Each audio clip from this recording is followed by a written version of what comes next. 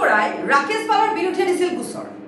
ৰাকেশ পালে কাক কিমান উপহাৰ দিছিল সেই সন্দৰ্ভত আমি পূৰ্বৰ প্ৰতিবেদনত জনাইছো এটা কথা হৈছে যে দুলাল বৰাই গোচৰ দিছিল ৰাকেশ পালৰ বিৰুদ্ধে এগৰাকী কেলেংকাৰী এগৰাকী অধ্যক্ষ এগৰাকী এপিএসসিৰ অধ্যক্ষ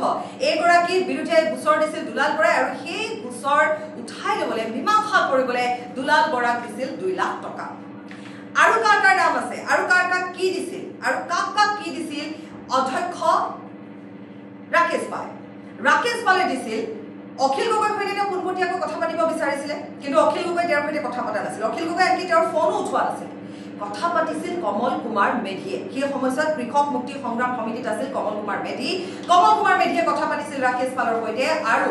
কমল কুমাৰ মেধিক ৰাকেশ পালে দিছিলে 3 লাখ টকা আচৰিত নহব বিপ্লৱ শৰ্মাৰ প্ৰতিবেদনত আছে